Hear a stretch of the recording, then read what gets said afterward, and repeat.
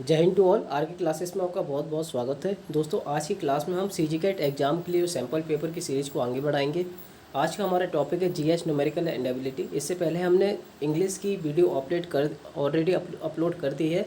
यदि आप उसे देखना चाहते हैं तो प्लेलिस्ट में जाकर देख सकते हैं। दोस्तों, अगर आपको वीडियो पसंद आए तो लाइक करें, सब्सक्राइब करें एवं अपने दोस्तों में शेयर करें। आज की क्लास की तरफ चलते हैं। दोस्तों, हमारा पहला क्वेश्चन है, dairy comes under which sector of economic activities? These are the options. दोस्तों, इसका सही आंसर है हमारा ऑप्शन बी, प्राइमरी सेक्टर। अब हम देख लेते हैं प्राइमरी सेक्टर होता क्या है। देखिए, जितने भी हमें नेचुरल रिसोर्सेज हैं हमारे, जो वो थिंग्स जो हमें नेचर से प्रोवाइड होती हैं, वो सभी हम प्राइमरी सेक्टर के अंदर रखते हैं। जैसे डेयरी हुई हमारी, या फिर जो अनाज होते हैं हमारे वो हुए, ये सब किसमें आते हैं? प्राइमरी सेक्टर में। अब सेकेंडरी सेक्टर में क्या होता है? जैसे सपोज दैट हमने गेहूँ से आटा बना दिया और उसे पैकिंग करके रख दिया, तो मैन्युफैक्चरिंग से रिलेटेड जितना भी काम हो रहा है, मैन्युफैक्चरिंग या फिर पैकिंग से रिलेटेड, उसको हम जो तैयार कर रहे हैं मार्केट के लिए, वो सब किस में आता है? हमारा सेकेंडरी सेक्टर में। अब टर्टरी सेक्टर क्या होता है कि जितने भी हम सर्विसेज दे रहे हैं, like doctor, soldiers and other services like policeman, ये सब किस में आते हैं? सर्विस प्रोवाइड कर रहे हैं, वो सारी टर्टरी सेक्टर में आते हैं। Next question is, who is appointed as the first lieutenant governor of union territory of Ladakh? These are the options. और दोस्तों, इसका सही आंसर है ऑप्शन डी, आर के माथुर। अब देख लीजिए, जो ऑप्शन बी है हमारा, जी.सी. मुर्मू, ये कहाँ के हैं? ये जे.एन.के के फर्स्ट गवर्नर हैं। और सतपाल मलिक कहाँ के अभी प्रेजेंट में गवर्नर है? वो है मेघालय के। Next question is, what phenomenon is responsible for twinkling of star? These are the options. और दोस्तों, इसका सही आंसर है ऑप्शन बी, रिफ्रैक्शन। अब देख लेते हैं कि रिफ्रैक्शन होता क्या है।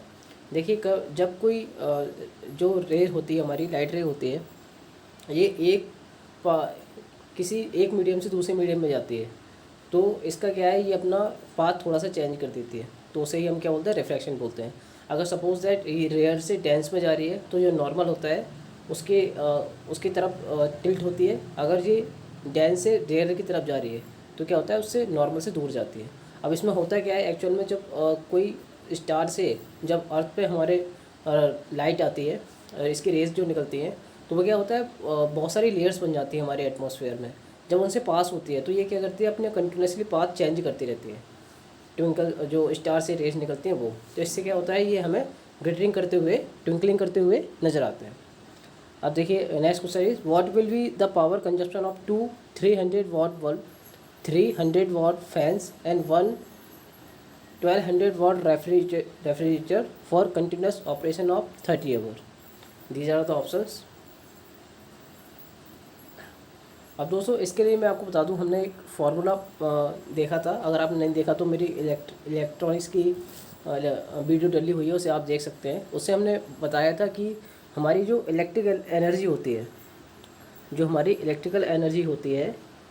इलेक्ट्रिकल एनर्जी किसके बराबर होती है? हमारी इलेक्ट्रिकल एनर्जी होती है हमारी पावर इंटू टाइम के बराबर। पावर इंटू टाइम, हम जूल के लॉ पढ़ रहे थे सर, ये उसका एक पार्ट है। तो ये इलेक्ट्रिकल एनर्जी बराबर क्या हो जाएगा? हमारा पी.टी. ओके। अब यहाँ पे क्या है? हमारा ई है इलेक्ट्रिकल एनर्जी, पी क्या है? पावर, टी क्या है? टाइम। अब देखिए, इसमें हमें दिया क्या हुआ है, what will the power consumption of two 300 watt bulb. दो 300 वॉल्ट के बल्ब है हमारे पास, तो टोटल जो बल्ब का पावर कंजप्शन होगा वो कितना होगा? 2 इंटू 300, मतलब इसका कितना आ गया? 600 वाट हो गया। ठीक है। अब देखिए, और क्या बोल रहे हो कि 3 है 100 वॉल्ट की बल्ब, तो कितना हो जाएगा? ये 300, 3 है ना, एक हो गया 100 का, तो 3 कितने के हो जाएंगे? 300 फैंस की टोटल कितनी हो गई पावर कंजप्शन? 300। और 1200 का क्या है हमारा? रेफ्रिजरेटर। 1200 का क्या है हमारे पास? रेफ्रिजरेटर। तो टोटल पावर कंजप्शन कितना हुआ? 1200 प्लस 600 1800 प्लस 300 2100।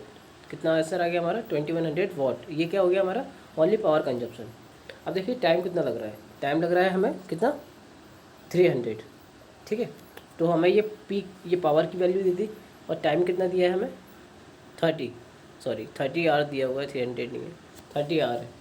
तो देखिए, अब जो हमारा पावर कंजप्शन होने वाला है वो कितना होने वाला है? ई इक्वल टू, अब देखिए ये किस में दिया हुआ है हमें? किलोवाट आवर में सारी यूनिट दी हुई हैं। तो देखिए, इसको भी हम किलोवाट आवर में चेंज कर लेते हैं, इससे हमें आसानी हो जाएगी। 2.1 हो जाएगा ये किलोवाट आवर में।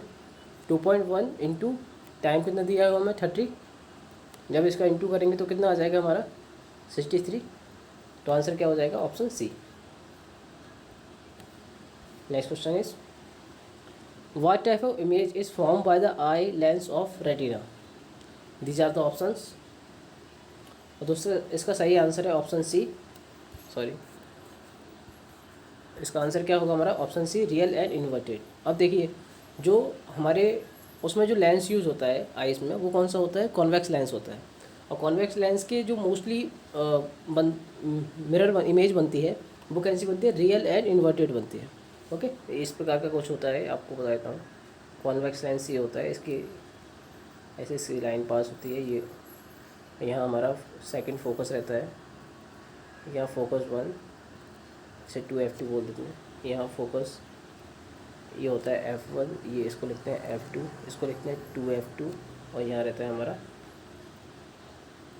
F2 2F1 सॉरी, इस प्रकार से इसको लिख देते हैं। अब देखिए इसमें जो इमेज बनता है हम कहीं भी बनाएंगे तो मोस्टली इसके रियल ही बनते हैं। सिर्फ एक कंडीशन होती है, जब हम अपना जो ऑब्जेक्ट होता है उसको हम फोकस और ये सेंटर के पास में रखते हैं, ठीक है। अब देखिए इसी कंडीशन में बनता है वर्चुअल, बाकी सब में रियल एंड इन्वर्टेड होते हैं। तो इसका आंसर क्या है हमारा, real and inverted. Next question is the magnetic field is the strongest at, these are the options. और दोस्तों इसका सही आंसर है ऑप्शन डी, बोथ पोल्स। अब देखिए इसमें होता क्या है, जो हमारी मैग्नेटिक फील्ड होती है वो बोथ पोल्स पे बहुत स्ट्रॉन्ग रहती है, और मिडिल में क्या होती है, सबसे कम होती है।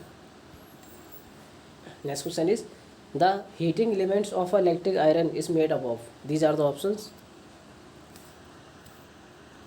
और दोस्तों इसका सही आंसर है ऑप्शन बी, नाइक्रोम। अब देखिए जैसे आपने देखा हुआ इलेक्ट्रिक हीटर होती है, कैटल होती है, इसमें हम नाइक्रोम का यूज़ क्यों करते हैं। पहली बात तो ये ड्यूरेबल अच्छा होता है, मतलब काफ़ी दिनों तक चल सकता है। दूसरा क्या होता है, इसका हीटिंग कैपेसिटी अच्छी होती है, आप इसे कितना भी गर्म कर लो तो ये इतनी जल्दी मतलब इस पर इफेक्ट नहीं होता। और भी क्या होता है, कोरोजन इसमें ईजिली नहीं लगता है। ये सब इसके प्रॉफिट है, इसलिए हम किसको यूज़ करते हैं, नाइक्रोम को यूज़ करते हैं। Next question is zygote which has an X chromosome inherited from the father will develop into, these are the options। अब देखिए दोस्तों इसमें होता क्या है, आपने शायद बायोलॉजी में वो पढ़ा होगा XX एंड XY। जो XX होता है वो हम किसके लिए यूज़ करते हैं, वॉइस के लिए, और XY किसके लिए करते हैं हम, सॉरी XX के लिए करते हैं हम गर्ल्स के लिए, और XY किसके लिए करते हैं हम, बॉय के लिए। ओके, तो अब ये जो हमारा X है, ये तो दोनों एक्स किसके होते हैं, मदर के होते हैं। अब फादर XY डिसाइड करता है। अब मान लीजिए अगर ये फादर का X है तो ये क्या होगा, गर्ल्स होगी ना। तो इसका आंसर क्या हो जाएगा हमारा ऑप्शन ए।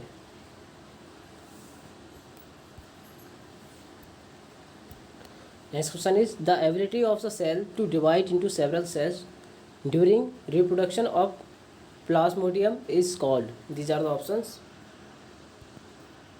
और दोस्तों इसका सही आंसर हमारा ऑप्शन बी, मल्टीपल फिजन।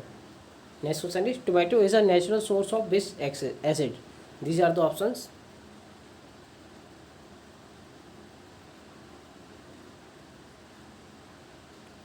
और दोस्तों इसका सही आंसर हमारा ऑप्शन डी, ऑक्सैलिक एसिड। अब देखिए इसके और भी पढ़ लेते हैं। एसिडिक एसिड क्या होता है, इसका फॉर्मूला होता है CH3COOH। अब ये किस में यूज़ होता है, आपने विनेगर देखा होगा, विनेगर हम यूज़ करते हैं उसमें एसिडिक एसिड होता है। अब साइट्रिक एसिड किस में होता है, लेमन, जो हम नींबू लेते हैं उसमें साइट्रिक एसिड बहुत अच्छा पाया जाता है लेमन में। अब टार्ट्रिक एसिड किस में पाया जाता है, जितने भी ये जैम्स होते हैं, जेलीज बनती हैं, या ग्राफ्स या इमली वगैरह, इनमें सब में क्या कौन सा एसिड पाया जाता है, tartaric acid. Okay, next question is which of the following has more inertia, a rubber ball and stone of same size, these are the options. अब देखो दोस्तों मैं आपको बता देता हूँ इनर्शिया एक्चुअल में होता क्या है। देखिए इनर्शिया लॉ हमने पढ़ा था फर्स्ट लॉ ऑफ न्यूटन, कि कोई अगर मान लीजिए ऑब्जेक्ट है वो अगर स्टेबल है तो स्टेबल रहेगा, अगर मूवमेंट में है तो मूवमेंट में रहेगा, जब तक कि हम उस पर कोई एक्सटर्नल फोर्स अप्लाई नहीं करते। अब आप देखिए ये सेम साइज बोल रहे हैं, सपोज दैट साइज़ तो सेम है, लेकिन वेट किस में ज़्यादा रहेगा, वेट किस में ज़्यादा रहेगा, हमारा जो स्टोन है उसमें ज़्यादा रहेगा। अब देखिए अब इनर्शिया से आप क्या समझते हैं कि इनर्शिया कब चेंज होगा किसी का, जब हम जितना फोर्सेस पे अप्लाई करेंगे। तो हम ऐसा बोल सकते हैं कि इनर्शिया जो है वो फोर्स के प्रोपोर्शनल होता है, और इनर्शिया डिपेंड किस पे करता है, मास पे। जितना ज़्यादा मास होगा उतना ज़्यादा इनर्शिया उसका होता है। देखिए, जैसे मान लीजिए कोई बहुत ज़्यादा वेट वाली चीज़ है, तो उसको आपकी उसकी पोजीशन चेंज करने में आपको बहुत ज़्यादा फोर्स लगाना पड़ेगा ना, जब भी तो उसकी पोजीशन चेंज होगी। तो फोर्स प्रोपोर्शनल किसका होता है? इनर्शिया के। अब देखिए, यहाँ पे स्टोन की बॉल है, एक रबड़ की बॉल है, तो स्टोन की बॉल को मूव कराने में हमें ज़्यादा फोर्स लगाना पड़ेगा, लगाना होगा कि नहीं? तो इसलिए इनर्शिया किसका ज़्यादा होगा? स्टोन की बॉल का। तो इसका आंसर क्या हो जाएगा? Stone, option B. Next question is a bus at race start moving with the acceleration of 0.1 meter per second square. What will be its speed after 2 minutes? देखिए दोस्तों, हमें दिया क्या क्या है? एक तो हमें एक्सेलरेशन दे दिया, यानी ए की वैल्यू हमें दे रखी है 0.1 मीटर पर सेकेंड स्क्वायर। ओके, और हमें क्या दे रहा है? वो स्पीड दे, सॉरी टाइम दिया है। टाइम कितना दिया है? 2 मिनट्स। 2 मिनट्स है। अब देखिए, ये तो हमारी एसआई यूनिट में है, तो ये भी एसआई में होना चाहिए। तो ये कितना हो जाएगा? 2 मिनट का को सेकंड में चेंज करेंगे तो कितना आ जाएगा? 120 सेकंड। अब देखिए, हमसे पूछा क्या क्या है? स्पीड पूछी गई है। तो एक्सेलरेशन का फॉर्मूला क्या होता है? Acceleration equal to speed upon time होता है। अब अगर मैं देखिए, तो अगर मैं स्पीड निकालूंगा तो स्पीड बराबर क्या हो जाएगा हमारा? A into T, acceleration into time. तो देखिए, इसकी वैल्यू कोड कर देते हैं हम, एस इक्वल टू ए की वैल्यू कितनी दी है हमें? 0.1। 0.1 को मैं 1/10 लिख सकता हूँ, ठीक है। तो इसको कितना दे दिया मैंने? 1/10। और टाइम कितना दिया है हमें? 120। 0 से 0 कैंसिल हो जाएगा। आंसर क्या आ जाएगा हमारा? एस बराबर 12 मीटर पर सेकेंड। तो आंसर क्या हो जाएगा हमारा? Option D. Next question is what will be the highest 3-digit number which when divided by 3, 7 and 21 leaves remainder 2? अब देखिए, हाईएस्ट नंबर पूछा है तो इसका हम एलसीएम निकाल लेंगे तीनों का। तो इन तीनों का एलसीएम क्या होगा हमारा? इन तीनों का एलसीएम क्या होने वाला है? 3, 7 एंड 21 का। 3, 7, 21 का एलसीएम 21 ही होगा, ठीक है। अब 21 से हम इन सारे नंबर को डिवाइड करके देखेंगे, जिससे हमारा 2 आंसर आ जाएगा, वो हमारा आंसर हो जाएगा। अब देखिए, अब हम सभी को डिवाइड करते हैं। ऑप्शन ए को देख लेते हैं। अभी इसको डिवाइड करेंगे, मान लीजिए 978/21, तो कितना आएगा? 4 से 4 टाइम जाएगा ये। 4 टाइम कितना हो जाएगा? 84। और बचेगा कितना इसमें? 13 बचेगा, 138 हो जाएगा। 138 से हम डिवाइड मारेंगे तो ये कितने टाइम आएगा? 6 टाइम। 6 टाइम कितना हो जाएगा हमारा? 126। 12 बच रहा है, ये नहीं हो सकता। और नेक्स्ट हम देखेंगे इसमें कितने का डिफरेंस है हमारा? 4 का डिफरेंस है। 12 से कितना हो जाएगा फिर? अभी इसमें देखो, इससे डिवाइड मारने पर कितना बच रहा है? 12 बच रहा है। इसको हमने एक को निकाल दिया, ठीक है। एक को, इसके हमारे कितना बच रहा है? 12 बच रहा है। अब ये कितना है? 4 ज़्यादा है। 78 से 82 कितना? 4 ज़्यादा है। तो इसमें 4 जोड़ देंगे तो कितना हो जाएगा? 16। अभी भी बात नहीं बनेगी। अब ये कितना ज़्यादा है? 1 ज़्यादा है। 1 कर दिया मैंने, 17। अभी भी बात नहीं करेगी। अब ये कितना ज़्यादा है? 6 और ज़्यादा हो गया। 17 और 6 कितना हो जाएगा? 23, ठीक है। अब 23 को अगर मैं 21 से डिवाइड मारूंगा तो कितना आ जाएगा? 2। ये सिर्फ ऑप्शन को देख के मैंने किया है, इसमें डिफरेंस बहुत कम था इसलिए जोड़ जोड़ के कर दिया, वरना अलग अलग डिवाइड मार के भी इसको कर सकते थे। अब इसका एक और तरीका होता है कि बिल्कुल आप नंबर के अप्रॉक्स पहुंच जाइए। जैसे 978 सबसे लोएस्ट नंबर दिया है ना, अब पहले इन्होंने हाईएस्ट नंबर पूछा है तो उस तरीके से भी आने निकाल सकते थे कि सबसे बड़ा वाला नंबर पहले ले लो। लेकिन देखो, ये भी एक तरीका होता है। 978 ऐसा पूछ जाए तो इसको मैं 21 से डिवाइड कर दूँ। 21 से अगर डिवाइड किया जाए, देखिए अप्रॉक्स में वैल्यू क्या आएगी? 21 का अगर मैं 21 का इंटू करता हूँ 45 से, ओके। तो 21 का 5 से इंटू करेंगे तो कितना आ जाएगा? 105। तो 5 यहाँ आ जाएगा। पावर कितने, ये कितना बचेगा हमारा? 10। और ये कितना हो जाएगा? 10 का 4 से करेंगे तो 84 और 10 94। 945 आ गया हमारा, ठीक है। मीन्स दैट 945 तो अच्छे से डिवाइड हो रहा है हमारा। 945 में एक और बढ़ा देते हैं। 945 में जब हम 21 ऐड करेंगे तो कितना हो जाएगा? 669, मतलब 966। इसमें से माइनस कर दे तो कोई दिक्कत नहीं है हमें। तो ऐसे करके भी आप आंसर निकाल सकते हो। अब उसका इतना वो माइनस 966 को माइनस कर दीजिए इन सब में से, तो ये कैलकुलेशन क्या है आपकी? ईजी हो जाएगी, ठीक है। नेक्स्ट क्वेश्चन देखते हैं। 2 persons A and B traveling towards each other from P and Q respectively, which is 396 km apart, meet after 11 hours. Speed of A is 6 km more than B. Find the speed of v। अब देखिए इसमें हमें दिया क्या है, ये हमसे बोल रहे हैं कि स्पीड पहले देख लेते हैं क्या दिया हुआ है। एक तो हमें टोटल डिस्टेंस दी हुई है, कितनी दी है 396, टाइम दिया हुआ है कितने टाइम बाद मिल रहे हैं, और क्या दिया हुआ है एक ही स्पीड क्या है 6 किलोमीटर ज़्यादा है किससे v से। तो एक ही स्पीड मैंने क्या मान ली 6 किलोमीटर ज़्यादा है, तो ये मैंने x + 6 मान ली। तो v की क्या हो जाएगी हमारी x हो जाएगी।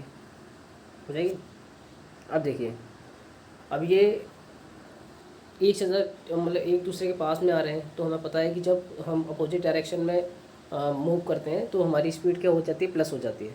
तो स्पीड का फॉर्मूला क्या होता है, speed equal to distance upon time. अब स्पीड क्या है अपोजिट डायरेक्शन में, तो दोनों ऐड हो जाएंगी। यहाँ क्या आएगा हमारा x + 6 + x इक्वल टू क्या आ जाएगा, डिस्टेंस कितनी दी है हमारी 396, ओके, और टाइम कितना लग रहा है हमें 11 आवर्स, ओके। एक्स कितना हो जाएगा हमारा 2x + 6 इक्वल टू में क्या आ जाएगा 396/11। अब इसको मैं कैंसिल करूँगा तो कितने बार जाएगा 3 टाइम्स 33, 6 बचेगा तो 36 आ जाएगा। अब कितना बच रहा है हमारा 2x + 6 इक्वल टू कितना बच रहा है 36। अब 6 को मैं इधर ले जाऊँगा तो 30 बचेगा, तो 2x बराबर कितना आ जाएगा हमारा 30। तो x की वैल्यू कितनी आ जाएगी 2 से डिवाइड मारेंगे तो 50, ठीक है। तो आंसर क्या आ जाएगा हमारा इसका 50, option A. Next question is train travelling at a speed of 90 km/h crosses a man standing on a platform in 8 second. Find the time taken by the train to cross the platform of length 250 metres. देखिए ये ऐसे question exam में बहुत बार पूछ लेते हैं, तो यार डिफ़िकल्ट भी नहीं है, इजी क्वेश्चन है, लेकिन एग्जाम में आने के इसके चांस बहुत ज़्यादा है, तो इसको आप अच्छे से समझना। स्पीड हमें क्या दी हुई है 19 km/h दी है। अब 19 किलोमीटर को पर आवर को और मैं मीटर पर सेकंड में चेंज करता हूँ, क्योंकि ये आंसर हमारा मीटर पर सेकंड में दिया हुआ है, तो इसको हम पहले चेंज कर लेते हैं। तो 19 km/h को अगर मैं मीटर पर सेकंड में चेंज करूँगा तो 5/18 का डिवाइड मारेंगे तो कितना बचेगा 5, तो मतलब कितना आ जाएगा 25। क्लियर। इसको आप एक तरीका और कर सकते हैं, वैसे ये चेंज करने का एक ईजी तरीका मुझे ये लगता है, जो मेरे को पर्सनली बहुत ईजी लगता है, कि 18 किलोमीटर बराबर हम अगर 5 मीटर पर सेकंड मान लें, 18 किलोमीटर इक्वल टू 5, जैसे मैं सपोज है 18 का इंटू कर दूँ तो ये आएगा ना, कितना होता है देखो ऐसे आता है 1 किलोमीटर इक्वल टू कितना होता है 5/18 मीटर पर सेकेंड ही तो होता है। अगर मैं 18 को यहाँ ले जाऊँ तो क्या आ जाएगा हमारा 18 किलोमीटर इक्वल टू 5 मीटर पर सेकेंड, ये आएगा। अब ऐसे देखिए, अगर मान लो ये मुझे याद है कि 18 किलोमीटर बराबर क्या होता है 5 मीटर पर सेकेंड। अब ऐसे इसकी वैल्यू क्या दी हुई है हमें 90 दी हुई है, जिसको ये 90 का बनेगा जब मैं इसमें 5 का इंटू करूँगा तो यहाँ भी 5 का इंटू हो जाएगा, तो ये डायरेक्ट 25 हो जाएगा।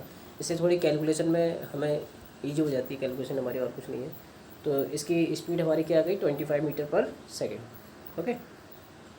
तो हम लिख लेते हैं यहाँ पे कि हमें स्पीड क्या दी हुई है हमारी 25 मीटर पर सेकेंड, ओके। और क्या दिया हुआ है हमें कि ये जो ट्रेन है जो 25 मीटर पर सेकेंड की स्पीड से चल रही है, ये एक मैन को 8 सेकेंड में क्रॉस कर जाती है। अब सपोज दैट ये मैन है और ये हमारी ट्रेन है, ठीक है। अब ये इस मैन को क्रॉस करेगी तो ये क्या होगा, अपनी लेंथ को ही तो कवर कर रही है। मैन को क्रॉस करना मतलब ये लेंथ को, अब ये मान लो ये जब ये ख़त्म होगी ट्रेन, सपोज दैट ये लेंथ है इसकी, अब इसने क्रॉस करना शुरू किया, यहाँ एक मैन खड़ा हुआ है जिसको क्रॉस करना शुरू किया। जब ये क्रॉस करेगी, जब इसका जो एंड होगा तो ये क्या होगा, अपनी डिस्टेंस तो कवर कर चुकी होगी, ठीक है। तो ये क्या निकल जाएगी, इसकी खुद की लेंथ निकल जाएगी ट्रेन की। तो देखिए इसमें क्या लग रहा है, हमारी स्पीड कितनी हो रही है हमारी 25, ठीक है।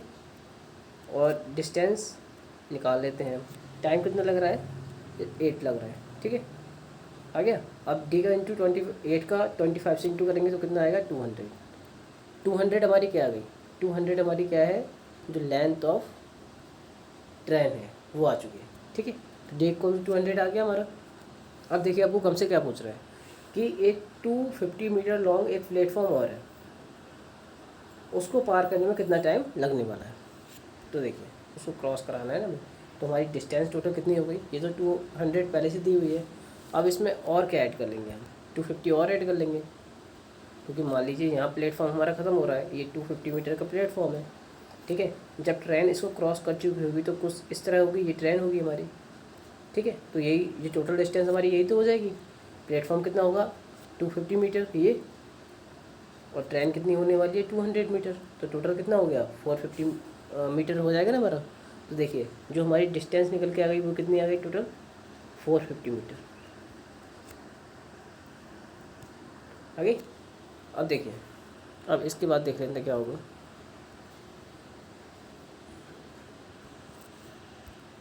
अब फॉर्मूला लगा देते हैं। अब देखिए हमारा स्पीड कितनी दी हुई है, स्पीड बराबर क्या होता है, स्पीड बराबर d/t होता है नॉर्मली। अब देखिए एस की वैल्यू क्या दी है हमें 25, अब डी की कितनी दी है 450 और टी हमें निकालना है। जब इसको टी बराबर क्या आ जाएगा हमारा 450/25, जब आप इसे डिवाइड मारोगे तो कितना आएगा हमारा, 25 से एक बार डिवाइड किया तो 25, कितना बच रहा है हमारा 20 बचेगा, तो 200 हो जाएगा। 200 को जब आप 25 से डिवाइड करोगे तो कितना आ जाएगा 8 आ जाएगा। तो 18 सेकंड में ये क्या करेगा प्लेटफॉर्म को क्रॉस कर देगा। तो ऑप्शन क्या हो जाएगा हमारा, ऑप्शन सी इसका सही आंसर हो जाएगा। ठीक है, क्वेश्चन समझ आ गया होगा आई थिंक। नहीं आया तो वीडियो को आप एक बार और देखें अच्छे से, इस क्वेश्चन को समझ में आ जाएगा। इतना टफ क्वेश्चन भी नहीं, काफ़ी ईजी क्वेश्चन है। Next question is there are 3 numbers A, B and C.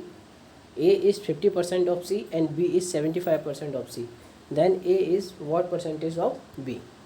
अब देखिए इसमें हमसे क्या बोला जा रहा है कि A जो है, देखिए ये लिखा है ना, A क्या है C का 50% है, ठीक है। तो इसके क्या हो जाएगा, A क्या है हमारा C का 50%, तो ये क्वेश्चन निकल के आएगी हमारी। तो यहाँ मैं क्या लिख सकता हूँ, C = 2A लिख सकता हूँ, ठीक है। ओके, नेक्स्ट क्या दे रहा है हमारा, B is 75% of C. B is 75% of C. V क्या है 75% है, 75% है किसका C का, तो यहाँ 4 आएगा। अब देखिए 75 को हम 3/4 लिख देते हैं ना, 50 को 1/2 लिख देते हैं। अब देखिए C की वैल्यू यहाँ से क्या निकल के आएगी हमारी 4B/3 निकल के आएगी। अब देखिए ये भी C की वैल्यू है और ये भी C की वैल्यू है, ये दोनों C की वैल्यू तो है, तो ये दोनों बराबर हो जाएंगे A and B। A and B का हमसे परसेंट पूछ रहा है तो रेशियो निकाल के हम निकाल देंगे ना। तो देखिए इसको हम इधर पुट कर देंगे, तो अभी हमारा रिलेशन क्या निकल के आएगा 2A = 4B/3, ये निकल के आएगा। अब 2 से ये कैंसिल हो जाएगा तो यहाँ कितना बचेगा 2, मतलब क्या निकल के आएगा हमारा A और B का रेशियो क्या निकल के आएगा। तो कोई एक मिनट इसको मिटा देते हैं। अभी देखिए जो हमारा A एंड B का जो रेशियो निकल के आने वाला है, A/B का जो रेशियो निकल के आएगा वो क्या आएगा 2/, देखिए यहाँ कितना 2/3 निकल के आएगा। अब इसको मैं परसेंट में चेंज करूँगा तो 100 का × हो जाएगा। जब आप ये कितना आ जाएगा टोटल 200/3, जब आप इसको डिवाइड करोगे तो कितना आएगा हमारा 66.66। तो आंसर क्या हो जाएगा हमारा ऑप्शन ए।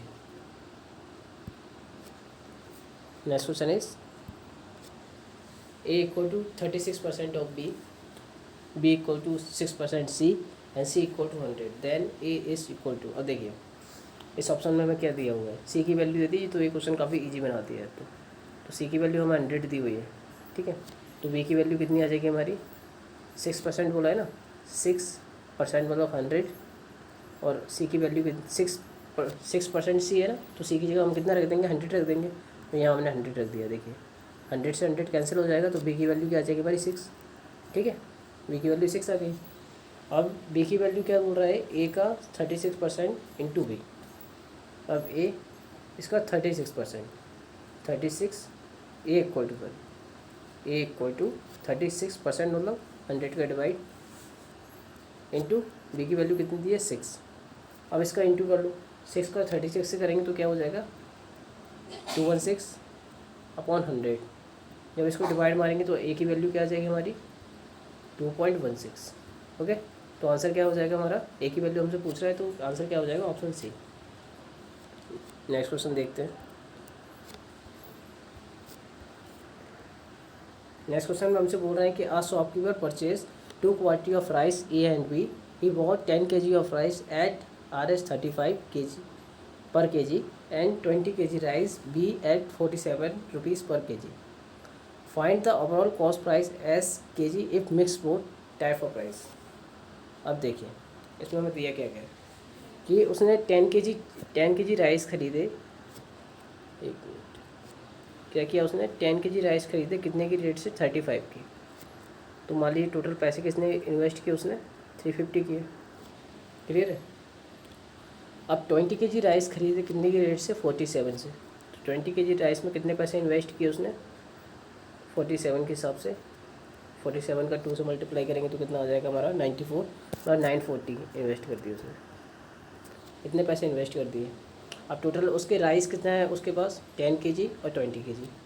तो पैसा कितना था 350 प्लस 940, 350 प्लस 940 और राइस कितना है हमारा 30। ठीक है, जीरो से जीरो कैंसिल हो जाएंगे दोनों। कितना बचा 35 और 94 कितना हो जाएगा 129। जब 129 को हम 3 से डिवाइड मारेंगे तो कितना आ जाएगा 3, ये आ जाएगा 43 आ जाएगा। ठीक है, तो आंसर क्या हो जाएगा हमारा option A. Next question is Sachin has a batting average of 99 in 80 innings. He was out for duck in his 80 innings. If he were to have a batting average of 100, how much should have scored by him in 80 match. अब देखिए इसमें क्या बोल रहा है कि सचिन ने अपनी 80 इनिंग्स में स्कोर तो किया नहीं है, मतलब इसका स्कोर तो 0 रहा। तो मतलब इसका जो टोटल होगा वो 79 इनिंग्स का ही तो टोटल होगा। तो इसका टोटल कितना आने वाला है हमारा 80 इंटू 99। ठीक है, तो 99 को हम ऐसे लिख सकते हैं। कैसे लिख सकते हैं, इसका इंटू ईजी बनाने के लिए हम क्या करेंगे, इसको 100 माइनस 1 कर लेंगे तो भी 99 होगा ना। तो 100 करेंगे तो कितना हो जाएगा 80 का 100 से करेंगे तो 8000 और 1 का करेंगे तो 80। तो 8000 में से जब 80 जाएगा तो कितना बचेगा हमारा 7920 बचेगा। अब देखिए उसको 100 रन बनाना है, 100 का एवरेज रखना है कितने 80 इनिंग्स में। तो टोटल रन कितने चाहिए उसे, कितने बनाएगा वो 80 इंटू 100 मतलब 8000 रन बनाएगा। तो इस इनिंगों से रन कितने बनाने होंगे 8000 में से 7920 घटाएंगे तो कितना आ जाएगा आंसर हमारा 80। तो आंसर क्या होगा हमारा ऑप्शन ए। ठीक है, अब देखिए नेक्स्ट क्वेश्चन देख लेते हैं। A and B together can complete a particular task in 4 days। ठीक है, if A alone can complete the same task in 6 days, how many days B will take to complete a task if he works alone. अब देखो इसमें हम देख लेंगे कि ए and B दोनों काम करते हैं। कितने दिन तक काम कर रहे हैं वो 4 days तक। ए एंड बी देखिए ये हो गया हमारा ए एंड बी, इन्होंने कितने दिन तक काम किया 4 days तक। तो क्या हो गया हमारा वर्क कंप्लीट हो गया। ठीक है, वर्क कंप्लीट हो गया। अब वो क्या बोल रहा है कि सेम काम को 6 एक कितने तक करता है 6 days तक काम करेगा। अगर मान लो 6 days तक वर्क करता है तो भी वर्क क्या हो जाता है हमारा कंप्लीट हो जाता है। ठीक है, अब देखिए ये दोनों इक्वेशन बराबर हो जाएंगे टोटल वर्क वाली। तो यहाँ क्या आ जाएगा हमारा A plus B into 4 equal to कितना आ जाएगा 6a। 2 से कैंसिल कर देंगे तो यहाँ कितना आ जाएगा 2a plus B equal to कितना आ जाएगा हमारा 3a आ जाएगा। अब देखिए इसका मैं मल्टीप्लाई करूँगा तो कितना आ जाएगा 2a plus 2b equal to में क्या आ जाएगा 3a। अब 2a को इस साइड ले जाएंगे तो माइनस का हो जाएगा तो यहाँ कितना बचेगा ओनली a। तो 2b इक्वल टू क्या आ जाएगा हमारा a। ठीक है, अब मैं ए को उधर ले आता हूँ, बी को उधर ले जाएंगे तो क्या आ जाएगा ए अपॉन बी की वैल्यू क्या आ जाएगी हमारी 2/1 आ जाएगी। ठीक है, 2/1 आ गई हमारी। अब देखिए इसके बाद क्या है, देखिए हमारा टोटल वर्क कितना था टोटल वर्क कितना है हमारा, यहाँ पर हम देखेंगे तो क्या है, 6 ये है, ए की वैल्यू कितनी दी है 2, ए की जगह हम 2 को पुट कर देंगे, टोटल वर्क कितना आ जाएगा हमारा 12, टोटल वर्क तो 12 आ गया। अब बी कितने दिन में करेगा इसको, तो बी की एफिशिएंसी कितनी आई हमारी 2:1 आई ना, 1 है इसकी एफिशिएंसी बी की, तो बी की वैल्यू हम कितनी रखेंगे 1, ठीक है। तो 1 का जब हम 12 में डिवाइड मारेंगे 12 ही आएगा, तो ये कितने दिन में सॉल्व कर देगा इस वर्क को, 12 डेज में कर देगा। तो आंसर क्या हो जाएगा हमारा option C. Next question is if the parameter of rectangle is 138 metre and the difference between the length and breadth is 7 metre, what is the area of rectangle. देखिए अब इसमें क्या बोल रहा है कि पैरामीटर ऑफ रेक्टेंगल, अब देखिए पैरामीटर ऑफ रेक्टेंगल क्या होता है 2, क्या होता है 2 a प्लस बी होता है कि नहीं, तो ये कितना दे रहा है 138। अब इसको जब मैं 2 से कैंसिल कर देंगे तो क्या आ जाएगा, a प्लस बी की वैल्यू क्या आ जाएगी हमारी 69 आ जाएगी, ओके। अब डिफरेंस दे रहा है दोनों को कितना, a माइनस बी की वैल्यू कितनी मिल रही है हमें 7। अब देखिए इसको एलिमेंट्री मेथड से सॉल्व कर देंगे, कितना हो जाएगा, एलिमिनेशन करेंगे इसका तो b कैंसिल, 2a की वैल्यू कितनी आ जाएगी हमारी 76, जब इसे कैंसिल करेंगे 2 से तो एक कितना आ जाएगा 38, और v की वैल्यू पुट करेंगे, a की वैल्यू हम इधर पुट कर देंगे, ठीक है। a की वैल्यू पुट करेंगे तो देखिए क्या आ जाएगा हमारा 38 माइनस बी इक्वल टू 7, अब b को उधर ले जाएंगे 7 को उधर लाएंगे, तो b की वैल्यू कितनी आ जाएगी हमारी 38 माइनस 7, बी कितना आ गया हमारा 31, ये और बी की वैल्यू निकल गई, ए की वैल्यू 38 और बी की वैल्यू 31। अब देखिए 31 और 38 का जब मल्टीप्लाई करोगे 31 और 38 का, तो देखिए 8 का 1 से करोगे तो 8 तो लास्ट में आना ही है, और 8 किसके लास्ट में आ रहा है, ओनली ऑप्शन डी के आ रहा है, तो 1178 इसका आंसर होगा। आप 4 मल्टीप्लाई करोगे तो भी 1178 ही आएगा। जैसे ट्रिक है कि ये ऑप्शन में कोई दिया नहीं ना 8 वाला ऑप्शन, इसलिए डी हो सकता है इसका, और डी आंसर होगा श्योर। अब नेक्स्ट क्वेश्चन हम देख लेते हैं। नेक्स्ट क्वेश्चन हमें क्या दिया हुआ है, what will come in place of the question mark in the following question. अब देख लीजिए कितना दिया हुआ है 25%। पहले क्वेश्चन हमने देख लिया क्या है, 25% ऑफ 84 इंटू 24% ऑफ 85 दिया हुआ है। अब देखिए 25% को मैं क्या लिख सकता हूँ, 25% को मैं 25% है, 25% मतलब 25/100, तो इसको हम 1/4 लिख देंगे, ठीक है। अब जैसे 24 को मैं क्या लिख सकता हूँ 24/100, तो इसको काट देंगे 4 से कैंसिल करेंगे तो क्या आएगा 6/25, ऐसे लिख सकते हैं, ठीक है। अब देखिए अब क्वेश्चन को सॉल्व करते हैं। 25 की जगह मैं क्या लिखूँगा 1/4, 1/4 इंटू क्या है हमारा 84 इंटू 24% को हम क्या लिखेंगे 6/25, ठीक है। और यहाँ क्या आ जाएगा हमारा 85। अब 4 से इसको कैंसिल करेंगे तो कितना आएगा हमारा यहाँ 21 आ जाएगा, ठीक है। अब 5 से इसको कैंसिल करेंगे तो यहाँ कितना आएगा 5, और यहाँ कितना आएगा 70 आ जाएगा। देखिए यहाँ कितना लिखा हमारा 21 इंटू ये 6 का 17 से इंटू करेंगे तो कितना आएगा 102/5, ठीक है। अब इसका मल्टीप्लाई करते हैं, देखिए 102 और 21 का मल्टीप्लाई करेंगे तो कितना आएगा हमारा, देखिए 21 इंटू 102 और डिवाइड बाई 5 चल रहा है ना हमारा, ये चल रहा है 5। अब देखिए 21 का 2 से करेंगे तो कितना आएगा 42, यही आएगा ना।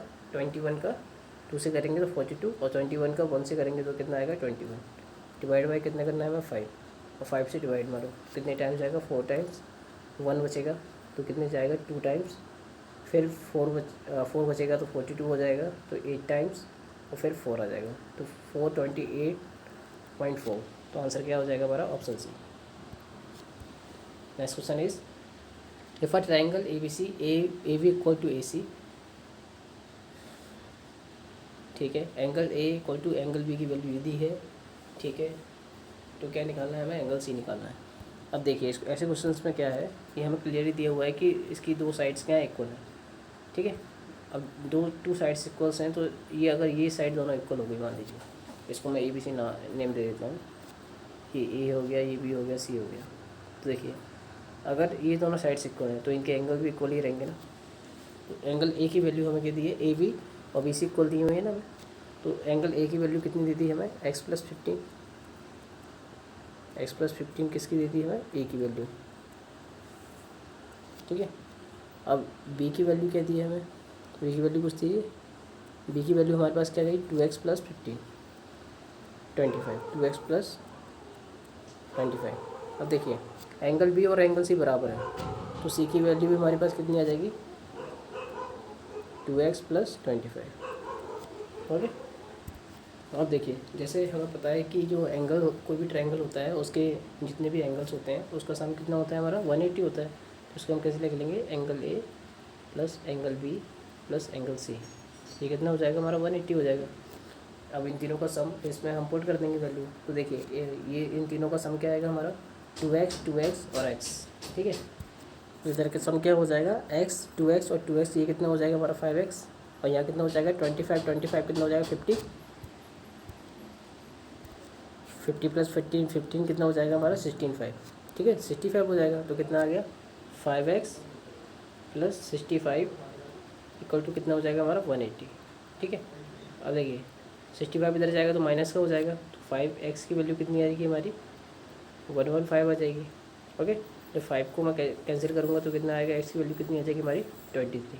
हमसे पूछा गया है एंगल C, एंगल C कितना दिया है हमें, 2x + 25।